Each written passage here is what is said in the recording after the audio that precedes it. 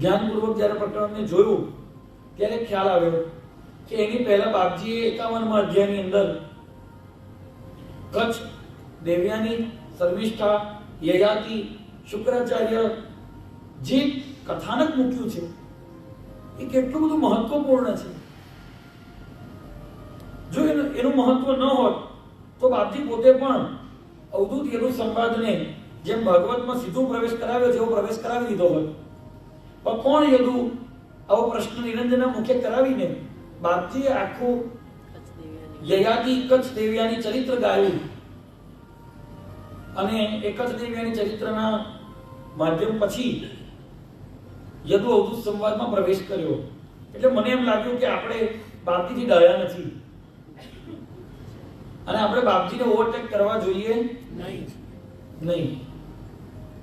એટલે ભલે અડધો કલાક જાય વધારે, પણ આ કચ્છ દેવ્યાની ચરિત્રને ન્યાય આપવો જોઈએ. કારણ કે જ્યારે 7 દિવસની શ્રી ગુરુનામૃતની કથા થાય છે, કોઈ પણ કરે, ત્યારે આ પ્રકરણોને ન્યાય આપી શકાતો નથી. અને આ ચરિત્ર એવું છે, આ કથાનક એવું છે કચ્છ દેવ્યાનીનું કે જ્યારે વાંચીએ ત્યારે વાત ક્યાંથી ક્યાં પહોંચી જાય છે નથી પડતી. કેમ? બાપજીએ લખી છે પણ થોડી કોમ્પ્લિકેટેડ અને બહુ સંક્ષિપ્તમાં. અને જ્યારે આ વાત કહેવાનું મેં મૂળ બનાવી લીધો ત્યારે એનું થોડુંક સંશોધન કરવાની જરૂર ઊભી થઈ. અને તે વખતે મહાભારત, હરિવંશ પુરાણ, પદ્મ પુરાણ અને સ્કંદ પુરાણ 4 ગ્રંથોની અંદર આ કથાનો ઉલ્લેખ પ્રાપ્ત થયો. વિચાર કરો કેટલું બધું મહત્વપૂર્ણ પ્રકરણ છે. અને વિસ્તારથી મહાભારતની અંદર બહુ મોટા પ્રકારમાં આ કચ્છ દેવ્યાની આખ્યાન મૂકવામાં આવેલું છે. એટલે તમારે જો શાંતિથી સાંભળવું હોય તો આપણે જઈએ તો પછી પૃથ્વીથી શરૂ કરીએ. સાંભળવું છે? કોઈ બોલતું નથી. હા, દોડ્યો આયુ સૂતને કામ. આયુર્વેદની કથા તો આપણે જાણીએ છીએ. એમના પુત્ર કોણ? નહુસ. નહુસ દવે નહીં, આયુ પુત્ર નહુસ. આ નહુસ જે રાજા થયા એમને 6 પુત્રો થયા. મૂળ ચંદ્રવંશની અંદર પુરવા રાજા થયા. એમના પુત્ર આયુના પુત્ર નહુસ અને નહુસના 6 પુત્રો હતા. યતિ, યયાતિ, આયાતિ, સંયાતિ, વીરતિ અને કૃતિ. આ યયાતિ રાજા એક છત્ર સમ્રાટ હતા અને બહુ ધર્મનિષ્ઠ રાજા હતા. એવું મહાભારતમાં ઉલ્લેખ પ્રાપ્ત થયો છે કે યયાતિ ધર્મશીલશ્ચ તરીકે યયાતિનું સન્માન કરવામાં આવ્યું છે. ભાગવતની અંદર પણ પરીક્ષિતનો જન્મ થાય છે તે પ્રકરણની અંદર યયાતિના જેવો આ ધર્મશીલ થશે. યયાતિ ધર્મશીલ રાજા હતા. એમના રાજ્યની અંદર કોઈ અસત્ય કરતું જ નહોતું, અસત્ય જુઠ્ઠું બોલતું જ નહોતું, કોઈ પાપ કરતું જ નહોતું. અને પરિણામે એમના રાજ્યની અંદર જ્યારે કોઈ વ્યક્તિ મરી જાય ત્યારે કોઈ નરકમાં જતું જ નહોતું. એમના શાસનકાળ દરમિયાન નરકના દ્વાર બંધ થઈ ગયા, ખાલી થઈ ગયું નરક. યમરાજા ગભરાઈ ગયા, કોઈ આવતું જ નથી. કેમ? બધા ધર્મમાં બતાવેલા રસ્તે ચાલે છે અને ક્યાં તો મોક્ષને પ્રાપ્ત કરે છે, ક્યાં તો સ્વર્ગ આદિ ઉત્તમ લોકોને પ્રાપ્ત કરે છે. આવા ધર્મશીલ રાજા યયાતિ, એમના પુત્ર આ યદુ મહારાજ છે. પરંતુ યદુ રાજાની જે માતા છે એમનો ઇતિહાસ બહુ ઇન્ટરેસ્ટિંગ છે અને બહુ વિચિત્ર છે. કારણ કે એમની માતાનું નામ છે દેવયાની, જે દૈત્ય ગુરુ શુક્રાચાર્યજીની પુત્રી છે. હવે બ્રાહ્મણની પુત્રી છે અને આ ક્ષત્રિય રાજા જોડે એના લગ્ન કેવી રીતે થયા? તો તમે કહેશો કે અમે તો સુરતની અંદર ઇન્ટરકાસ્ટ મેરેજમાં જ માનીએ છીએ. એવી રીતે થઈ ગયા હશે. પણ આ પ્રસંગ, આ કથાનક, આ ઘટના સતયુગની છે અને વૈદિક ધર્મશીલ વ્યક્તિ આજથી 50 વર્ષ પહેલા પણ કોઈ ઇન્ટરકાસ્ટ મેરેજ કરે ને તો એને નાતબાર કરી દેવામાં આવતો હતો. 100 વર્ષ પહેલા કરતા હતા એવું. આપણે બધું ચલાવીએ છીએ કારણ આપણે બધા ધર્મશીલ રહ્યા નથી. આપણે સ્વચ્છંદ થઈ ગયા છીએ. મનુસ્મૃતિ, આગમ ગ્રંથો, પુરાણ ગ્રંથોમાં જે કઈ શાસ્ત્ર આજ્ઞા છે એનું યથાયોગ્ય વૈદિક આચાર સંહિતા મુજબ પાલન થવું એ જ આસ્તિકતાનું લક્ષણ છે. અને જો આવી વર્ણસંકર આવી ઇન્ટરકાસ્ટ મેરેજ થાય એના પરિણામે જે કઈ સંતતિ થાય એ વર્ણસંકર કહેવાય. અને શંકરોના કે આવ્યો કુલજ્ઞાનમ કુલશ્ચ. ભગવાન પોતે ગીતામાં આ વાત વેદવ્યાસજી લખે છે. વર્ણસંકર પ્રજાતિથી કુળનો નાશ થાય. લુપ્ત પિંડોદક ક્રિયા. તો એ સતયુગના સમયની અંદર આવા ઇન્ટરકાસ્ટ મેરેજ થવા શક્ય ન હતા. એની પાછળ એક બીજી લાંબી કથા છે. દાનવોમાં બહુ સાવધાનીપૂર્વક ધ્યાનપૂર્વક સાંભળવાની છે. એ તો કથાને કેટલું લાંબુ છે કે ક્યાંથી ક્યાં વાત બદલાઈ જશે ખબર નહીં પડે. દેવતાઓ અને દાનવો કાયમ લડ્યા કરે અને દાનવોના ગુરુ શુક્રાચાર્ય છે અને દેવોના ગુરુ બૃહસ્પતિ છે. શુક્રાચાર્યજીએ શિવજીને તપસ્યાથી પ્રસન્ન કરીને મૃત સંજીવની વિદ્યા પ્રાપ્ત કરી લીધી. એટલે દાનવોને જીવતા કરી દે. એટલે દેવોએ એમના ગુરુ બૃહસ્પતિ પાસે જઈને કહ્યું કે કંઈક ઉપાય કરવો જોઈએ.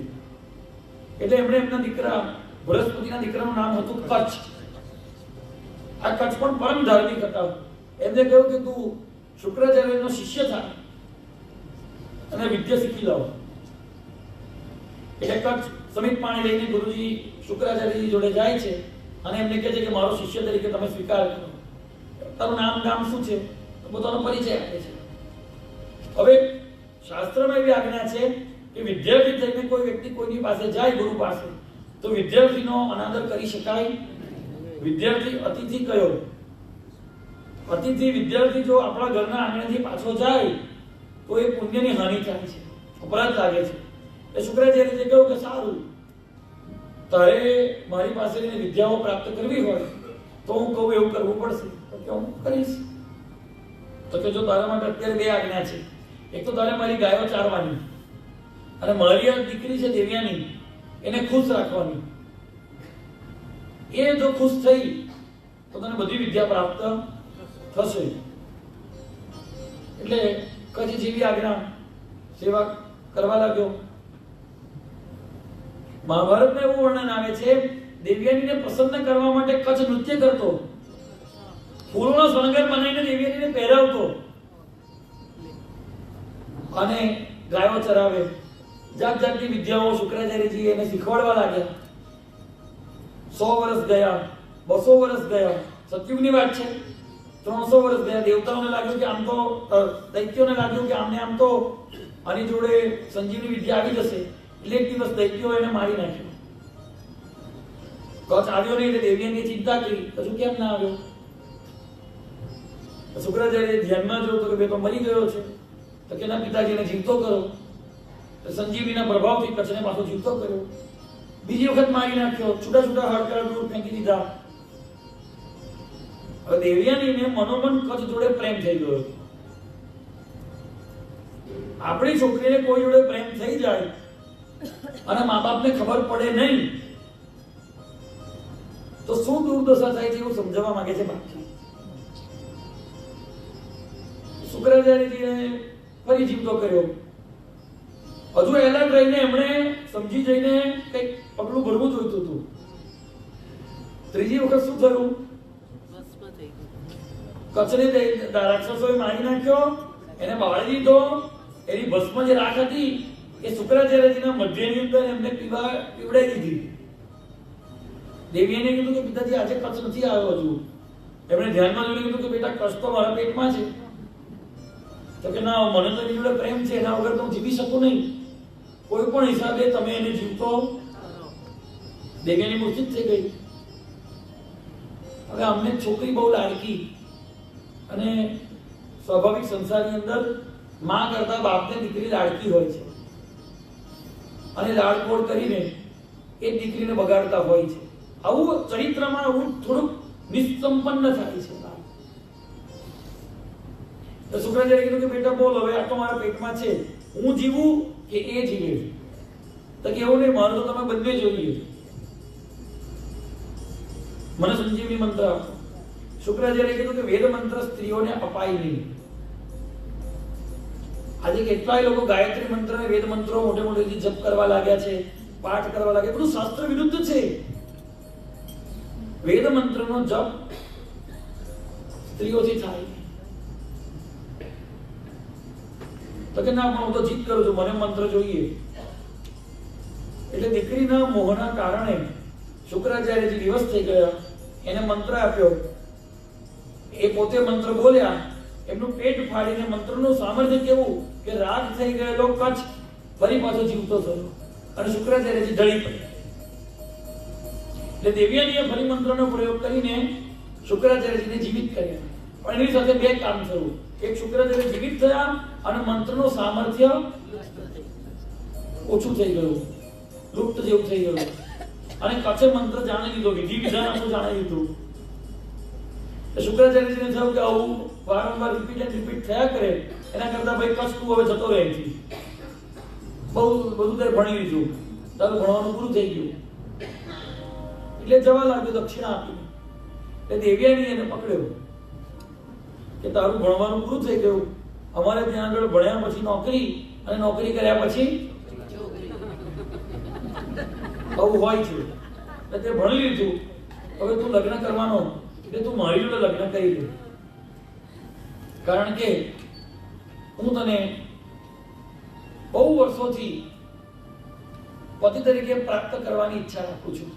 કચ્છે 1000 મહાભારત કે છે, 1000 વર્ષ સુધી શુક્રાચાર્યજીના આશ્રમની અંદર વિદ્યાર્થી તરીકે રહીને સેવા કરી, ત્યારે એને સંજીવની વિદ્યા પ્રાપ્ત થઈ. બાપજી બહુ સંક્ષિપ્તમાં ચરિત્ર લખ્યું છે. હવે કચ્છે કાન પર હાથ મૂકી દીધો કે દેવી તું શું બોલે છે? તું તો ગુરુપુત્રી છે, અને શાસ્ત્રમાં કહે છે ગુરુપુત્રી પોતાની બહેન છે. અને ધર્મશીલ વ્યક્તિ એક વખત કોઈ સ્ત્રીને પોતાની બહેન માની લે અને બહેનની દ્રષ્ટિથી જુએ, પછી એના તરફ પત્ની તરીકેનો ભાવ કેવી રીતે આવી શકે? દેવી 1000 વર્ષ સુધી કોઈ પણ પ્રકારનો મારી અંદર વિકાર ન આવે, એવી રીતે મેં તને મારી બહેન માનીને સેવા કરી છે. હવે હું તને પતિ તરીકે કેવી રીતે સ્વીકારું? આ શાસ્ત્ર વિરુદ્ધ છે, ધર્મ વિરુદ્ધ છે.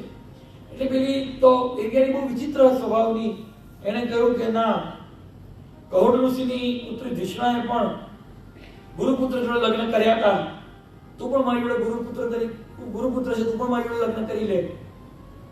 હું પિતાજીની આજ્ઞા લઈ આવું. પિતાજી ના નહીં પાડે. છોકરી બાપને કહે કે મને આ છોકરો ગમે છે.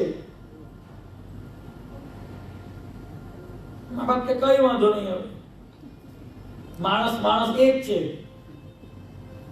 એમાં બ્રાહ્મણ, ક્ષત્રિય, વૈશ્ય, શૂદ્ર જોવાની જરૂર છે. આજે કહે છે બ્રાહ્મણ માણસ એક છે, કાલે કહે છે પ્રાણી એક છે.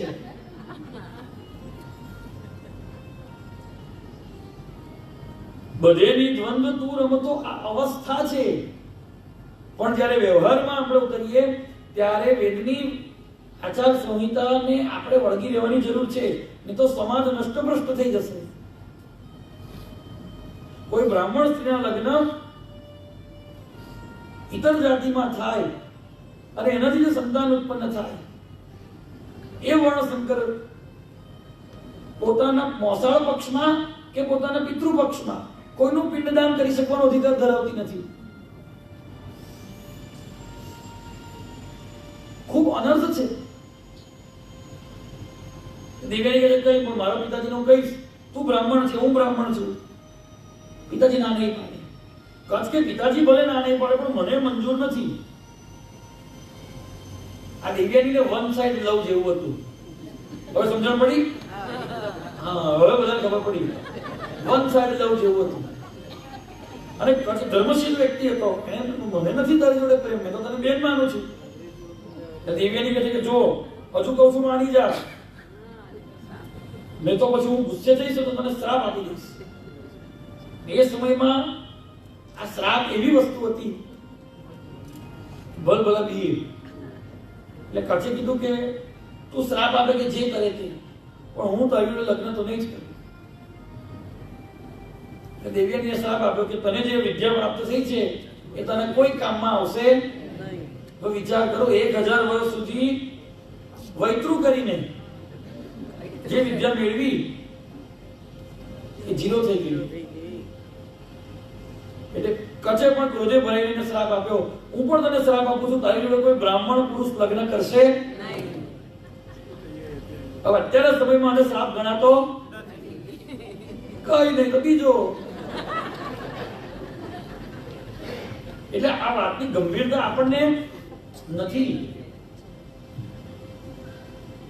કચ્છે શ્રાપ આપ્યો, તારી જોડે કોઈ બ્રાહ્મણ લગ્ન કરશે નહીં, તું ભ્રષ્ટ, તું પતિત થશે. કચ્છ પાછો પોતાના પિતાજી દેવગુરુ બૃહસ્પતિ પાસે ગયો. સમય વીતવા લાગ્યો.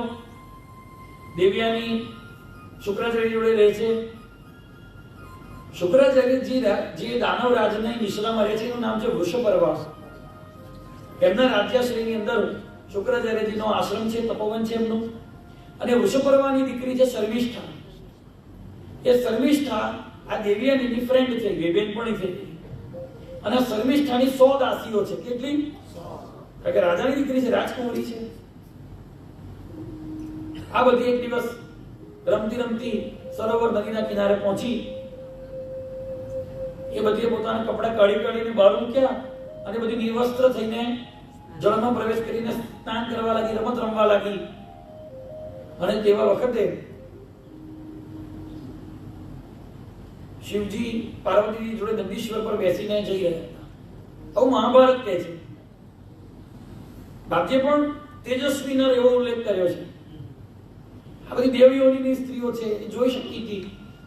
એટલે શિવજીની મર્યાદા રાખવા માટે આ બધી યુવતીઓ જળમાંથી બહાર આવી અને ફટાફટ કપડા પહેરવા લાગી. હવે ભૂલમાં એવું થઈ ગયું કે આ દેવ્યાનીના જે કપડા હતા શર્મિષ્ઠાએ પહેરી લીધા.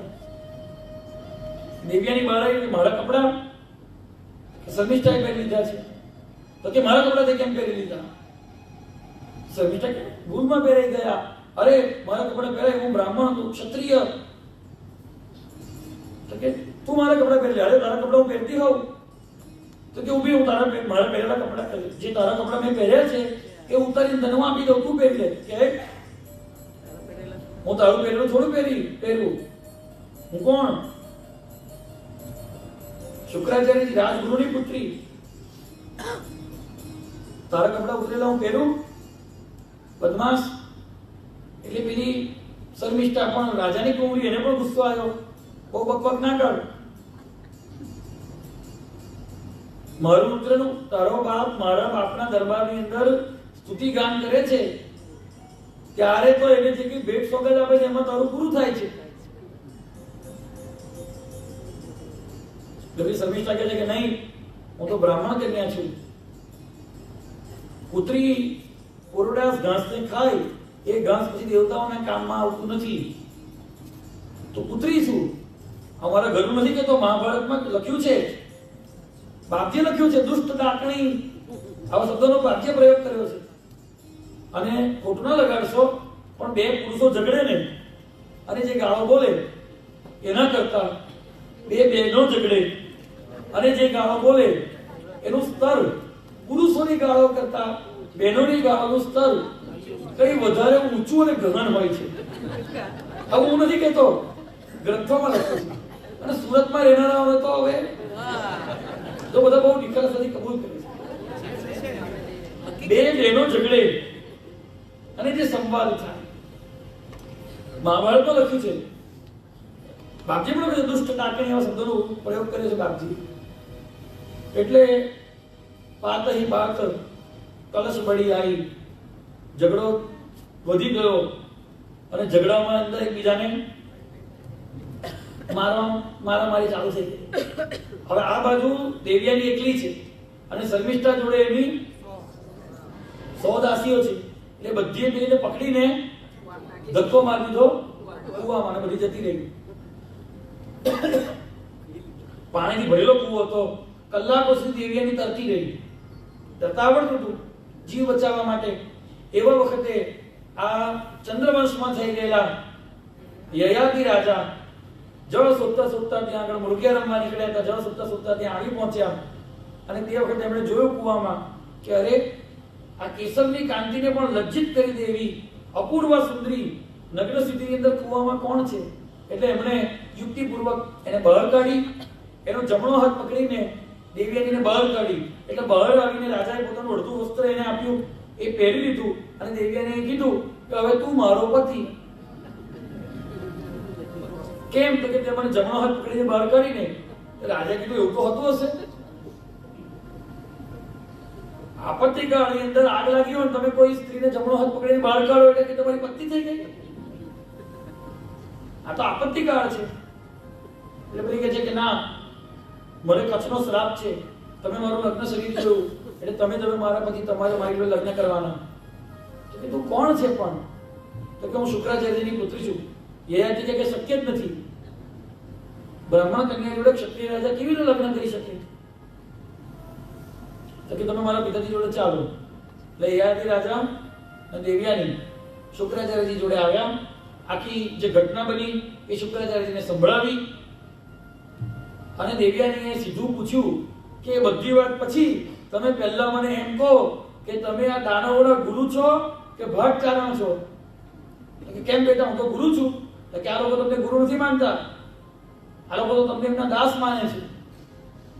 આવા રાજ્યની અંદર તમારે રહીને શું કામ? શુક્રાચાર્યજીને પણ લાગી ગયું.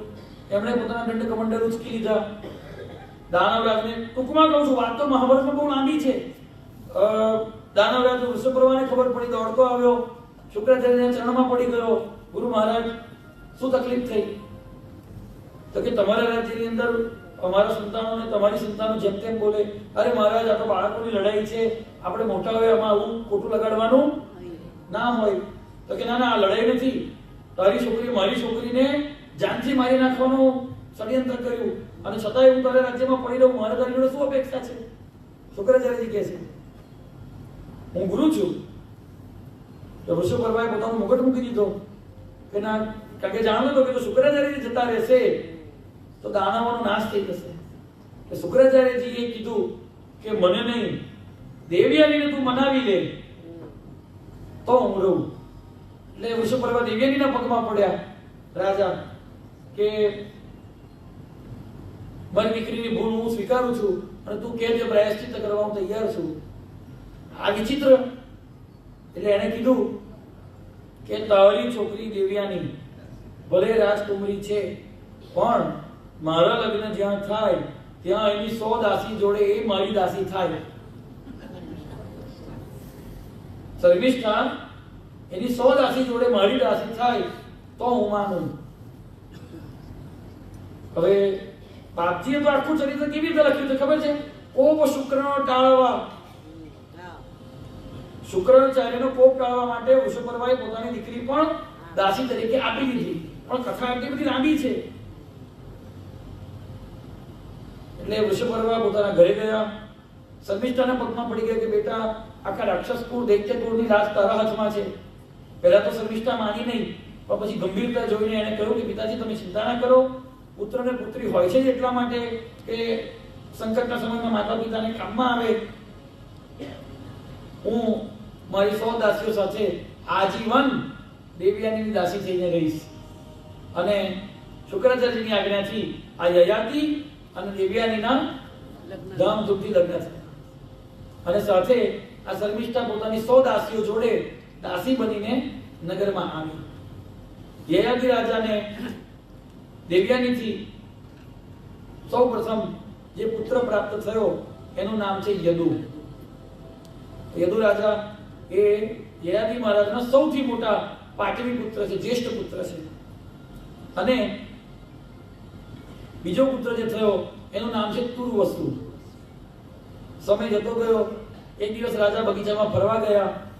તે વખતે આ શર્મિષ્ઠા જ્યાં રહેતી હતી બગીચામાં, ત્યાં આગળ રજસ્વલા ધર્મમાંથી નિવૃત્ત થઈને એ સત્યસ્નાતા બહાર આવી અને રાજાને પ્રણામ કર્યા. રાજાએ પૂછ્યું કે દેવી શું ઈચ્છા છે? તો કે મહારાજ, મારી જોડે બહુ મોટો અન્યાય થયો છે. હું ક્ષત્રિય કન્યા છું, મારા ઋતુકાળ બધા વ્યર્થ જઈ રહ્યા છે. તમને જો યોગ્ય લાગતું હોય તો ગંધર્વ વિવાહથી, ગંધર્વ વિધિથી તમે મારું પાણી ગ્રહણ કરો.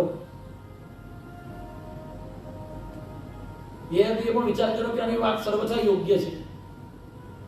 અહીં એવો અન્યાય થયો છે, આ ક્ષત્રિય કન્યા છે અને ક્ષત્રિય કન્યા સ્વયંવરા હોઈ શકે છે. હવે જ્યારે શુક્રાચાર્યજીએ કન્યાદાન કર્યું અને વિદાય કરી દેવયાનીને, ત્યારે યયાતિને વોર્નિંગ આપી હતી કે તારે શર્મિષ્ઠા જોડે મારી દીકરીની દાસીની જેમ જ રહેવાનું, એની જોડે પત્ની તરીકે રહેવાનો પ્રયત્ન કરવો નહીં. પણ યયાતિ રાજા ભૂલી ગયા. બે માર્ગ છે, શ્રેય અને પ્રેય. દેવયાની જોડે જ રહેવું એવું યયાતિનું શ્રેય છે, શુક્રાચાર્યજીએ કહ્યું. પરંતુ એમણે પ્રેયને પસંદ કર્યું અને ગંધર્વ વિધિથી ગુપ્ત રીતે શર્મિષ્ઠા જોડે એમણે લગ્ન કરી દીધા. અને એનાથી એમને 3 પુત્રો ઉત્પન્ન થયા, ધ્રુયુ, અનુ અને પુરુ. સમય વીતતો ગયો, બાળકો થોડા મોટા થતા ગયા. એક દિવસ આ યયાતિ રાજા દેવયાની સાથે બગીચાની અંદર આવ્યા અને નાના નાના બાળકોને રમતા જોઈને દેવયાનીને એકદમ કુતૂહલ થયું કે અરે આ બાળકો કોના છે. વિચાર કરો, એ વખતે 3 બાળકોનો જન્મ થઈ ગયો, ત્યાં સુધી દેવયાનીને કશી ખબર પડી. આજે એવું થાય છે.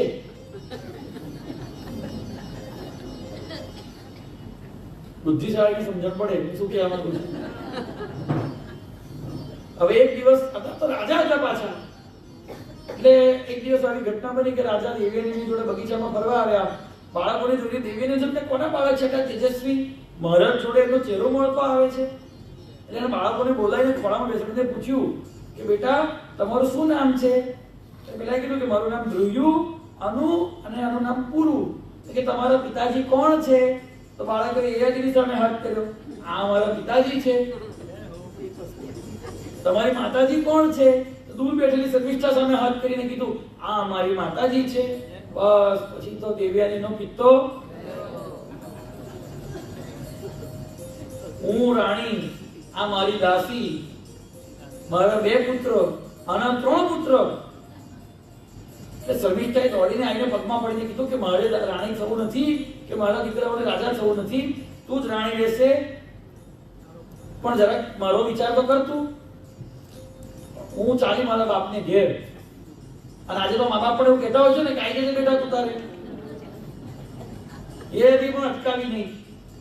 સમજાવવાનો પ્રયત્ન કોને થાય?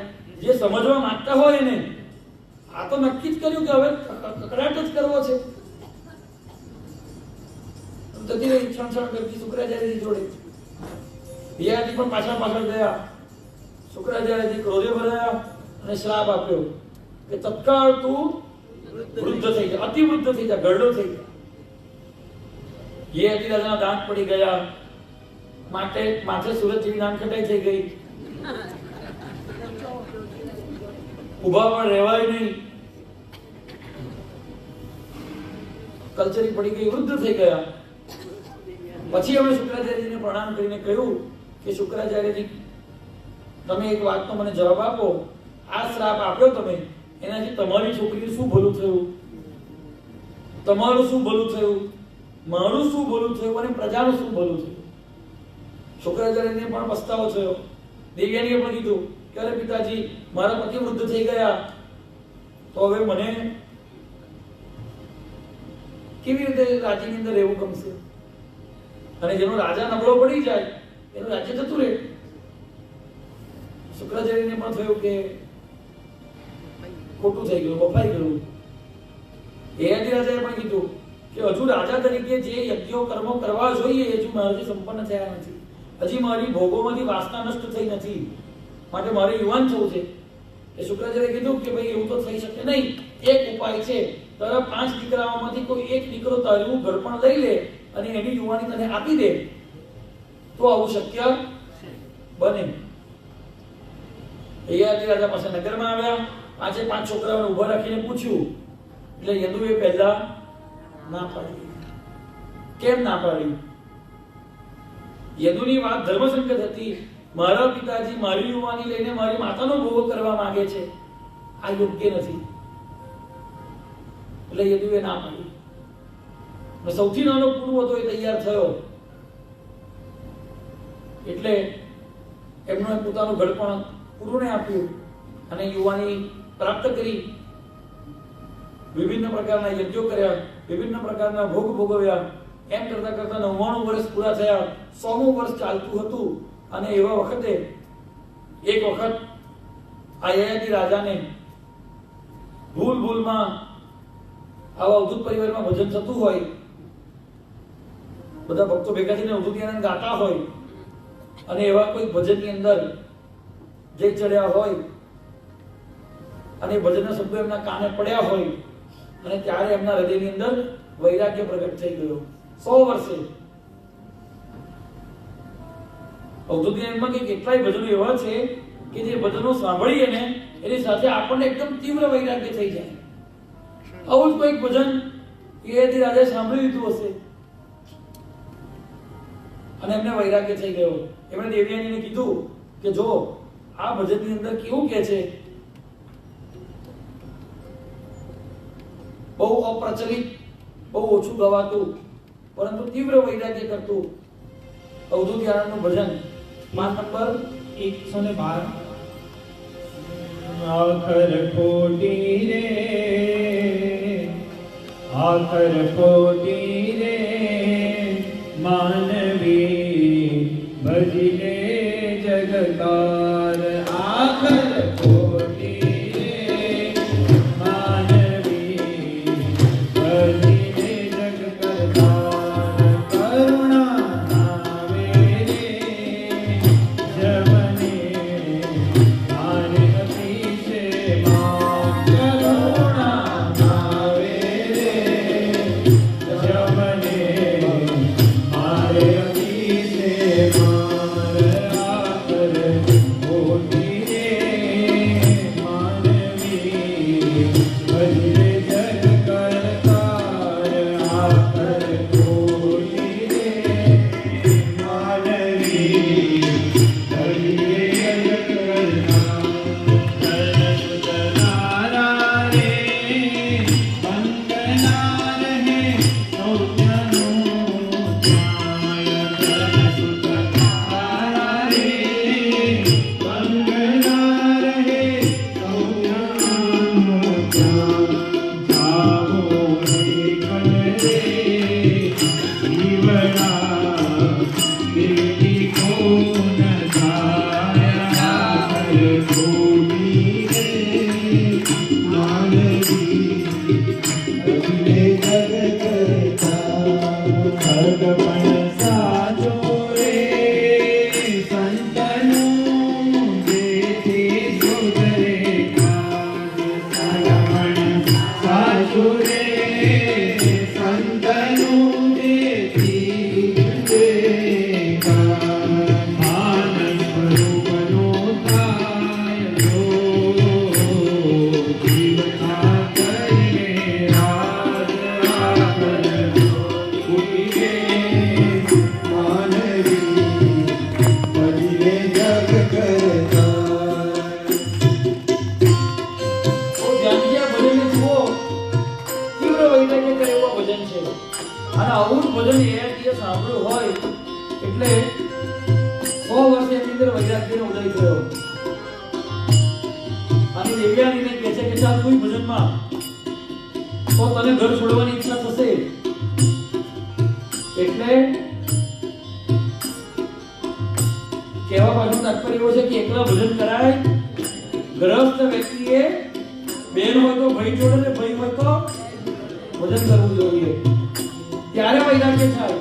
એકને વૈરાગ્ય થાય તો કઈ મેળ આવે? ઓ દેહ ધરીને રે, ના ભજ્યા પ્રીતમ પ્રાણાધાર. દેહ ધરીને રે,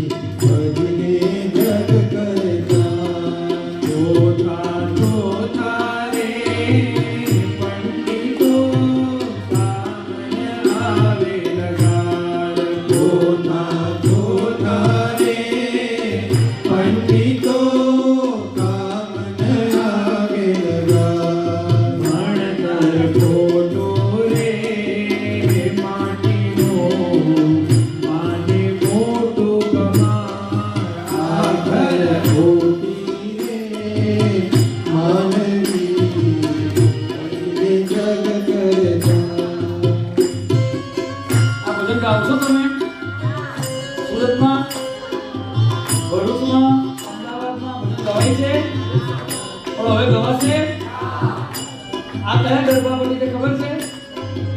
ઓરે અંધારી રે રાતલે માં ઈશ્વરા ચારે અસવાર.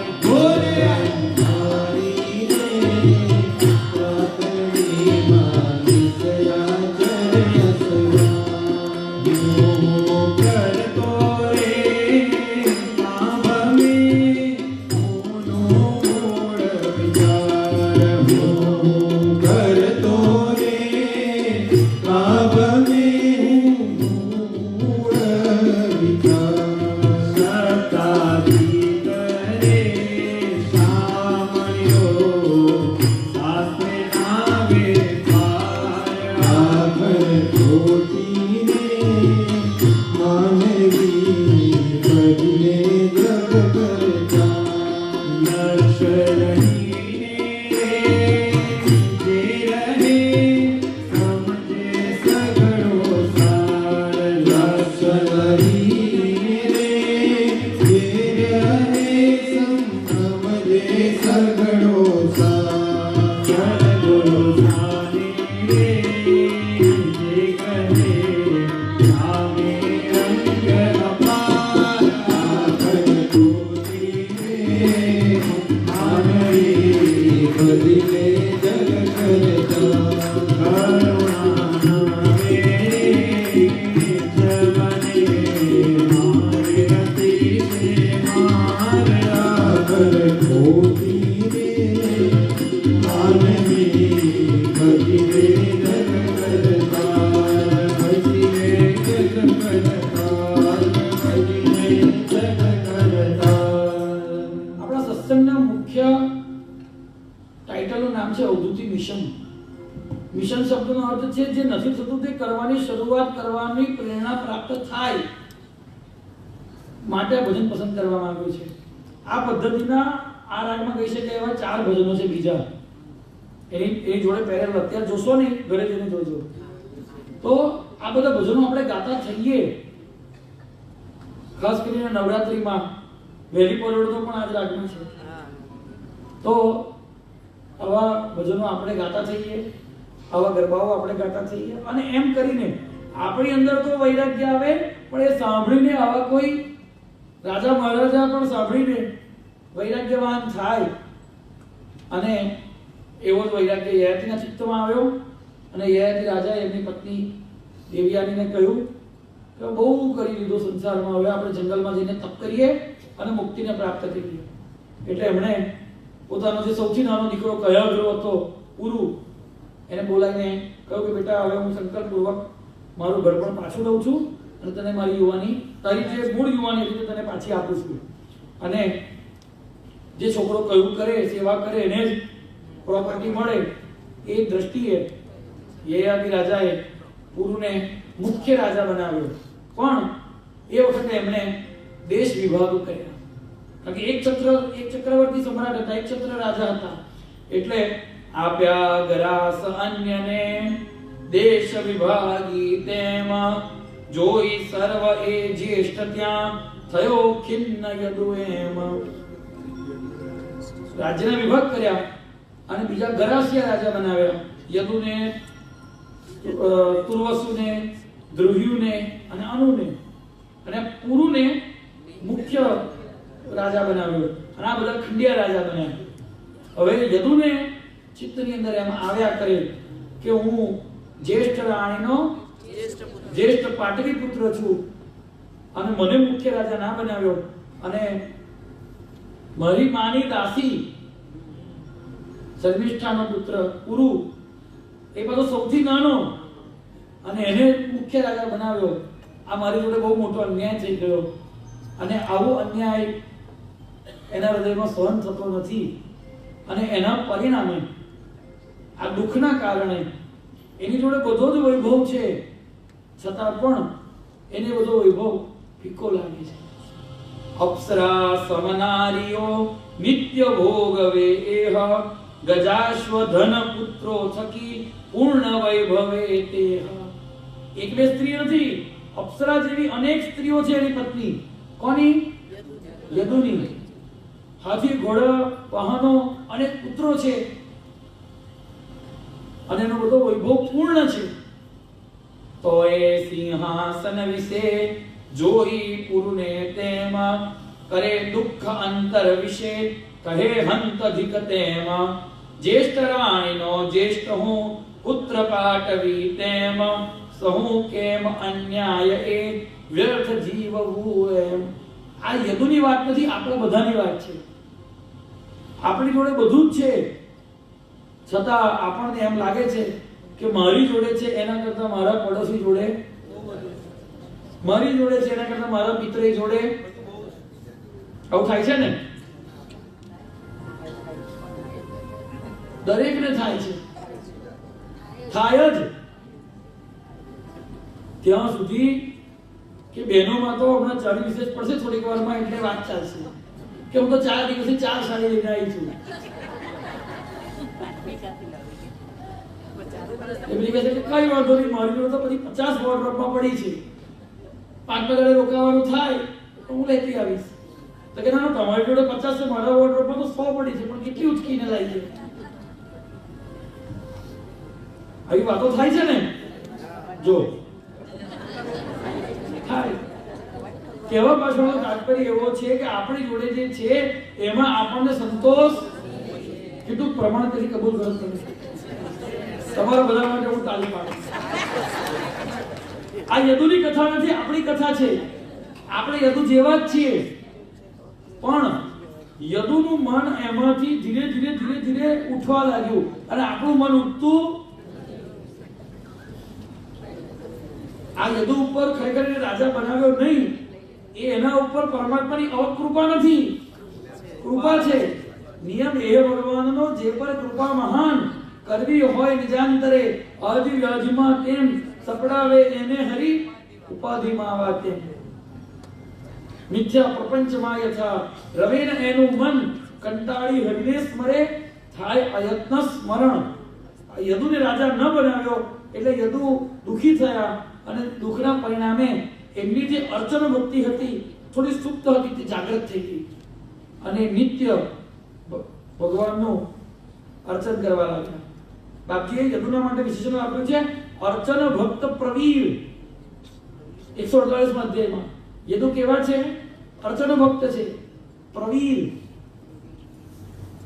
એ નિત્ય ભગવાનની ઋતુકાલીન અર્ચના કરે છે. નિત્ય ભગવાનને તુલસી દળથી, પુષ્પથી 1000 તુલસી ચડાવીને સહસ્ત્રાર્ચન, 1000 પુષ્પ ચડાવીને સહસ્ત્રાર્ચન, એકાદશીના દિવસે આખી રાત જાગરણ કરીને લક્ષાર્ચન. રાજા છે ને, ખંડિયા રાજા છે, પૂર્ણ વૈભવ છે. કોટ્યાર્ચન, કરોડો પુષ્પો ચડાવીને ભગવાનની અર્ચના કરે છે. આ બધી અર્ચનાના પરિણામ સ્વરૂપે એમની અંદર દુઃખ અને દુઃખ પછી વૈરાગ્ય ઉત્પન્ન થયો અને એ યદુ મહારાજ ને હવે આ રાજ્ય વૈભવની અંદર કંટાળો લાગવામાં આવ્યો. કંટાળો આવવા લાગ્યો અને એમને એમ લાગ્યું કે મોટો રાજા તો હું થવાનો નથી અને નાના રાજા થઈને મારે કંઈ કરવું નથી. આ સંસાર દુઃખાલય છે અને રાજપાટની અંદર એમનું ચિત્ત લાગવા માંડ્યું. નરેન્દ્રભાઈ મોદી છે અત્યારે, મોદી સાહેબ, એમનું વ્હાઇટ હાઉસ થી સન્માન થાય તો એમને સ્વાભાવિક આનંદ થાય, પણ એમને તત્કાળ ધારાસભ્ય બનાવી દેવામાં આવે તો એમને કેટલું દુઃખ થાય. બસ એવી વાત છે.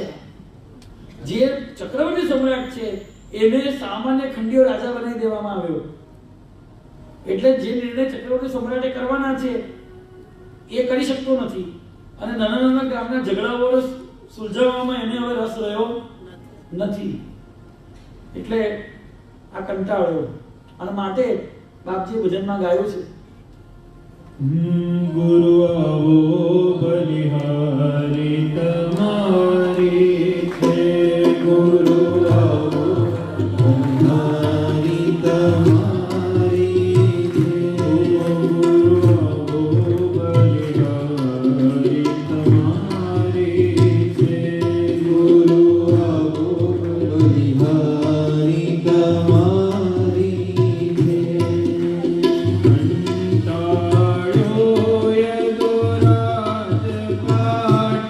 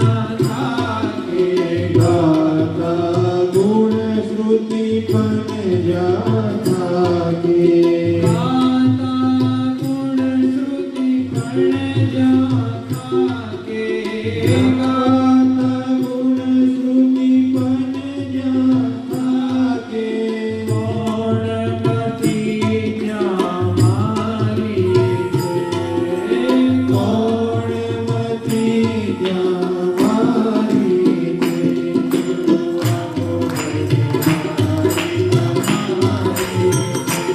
ગુરુ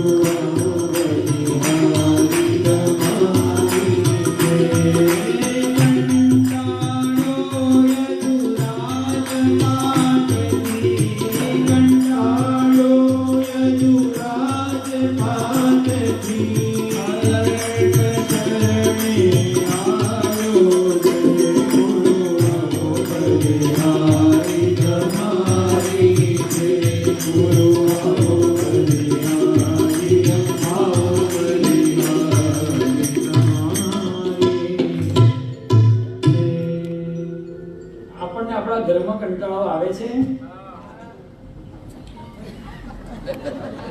એટલે આપણે શું કરીએ છીએ? પિક્ચર જોવા જઈએ, કીટી પાર્ટી કરીએ, અનેક પ્રકારના મનોરંજનના સાધનો ઊભા કરી લઈએ. એને કંટાળો આવ્યો ના કહેવાય. ખરેખર કંટાળો આવ્યો એટલે સંસારના કોઈ પણ પ્રકારની ક્રિયાની અંદર, કોઈ પણ પ્રકારના કર્મકલાપોની અંદર આપણી ચિત્તવૃત્તિ રહે નહીં અને આપણી ચિત્તવૃત્તિ માત્ર ને માત્ર ભગવાનને પ્રાપ્ત કરવામાં એકરૂપ થઈ જાય, એને વાસ્તવમાં કંટાળો આવ્યો કહેવાય. અને ત્યારે ભગવાન પ્રગટ થાય, ત્યારે આ અવધૂત યદુ સંવાદ યોજાય, ત્યારે અવધૂતને યદુ રાજા નો મિલાપ થાય, ત્યારે અવધૂત યદુ ભેગા થાય. આવો કંટાળો ઊભો થવો જોઈએ. આપણે આપણા હૃદયને પૂછવાની જરૂર છે, આપણને એવો કંટાળો આવે છે ઘરમાં? ના, નથી આવતો. અહીંયા કહેવા પાછળનો તાત્પર્ય એટલો છે કે આ એક ભૂમિકા છે, આ સંવાદને, આ વેદાંતને ધારણ કરવાની. આપણી મનની આવી સ્થિતિ થયેલી હોવી જરૂરી છે. અત્યારે આ વિષય સમજવા પૂરતી તો આવી સ્થિતિ બનાવો કે હા ભાઈ હવે બહુ કર્યું સંસારમાં, બહુ કમાયા, બહુ ખાધું, બહુ પીધું, કઈ નહીં, હવે તમે થોડું બ્રેક પાડો, એક ચા પી આવીએ. એવું કહેવાય? કહેવાય. એટલે બહુ ઝડપથી મારી તમને વિનંતી છે, જેટલા ઝડપથી પાછા આવશો. હવે આના પછી સીધો જ આપણે સંવાદમાં પ્રવેશ કરીશું. 24 જ ગુરુ કેમ બનાવ્યા, એની અનેક વિશિષ્ટતાઓ, એની અનેક લાક્ષણિકતાઓ અને એના અનેકવિધ પ્રકારોની ચર્ચા કરીને આપણે 24 ગુરુમાં પ્રવેશ કરવાનો છે. બને એટલા ઝડપથી આવવા વિનંતી. અવધૂત ચિંતન શ્રી ગુરુદેવ દત્ત. બધા પોતાનું સ્થાન ગ્રહણ કરીને રાખે, ઊભા ન થશો જ્યાં સુધી કૌશલ મહારાજ અહીંયાથી વિદાય ન લે.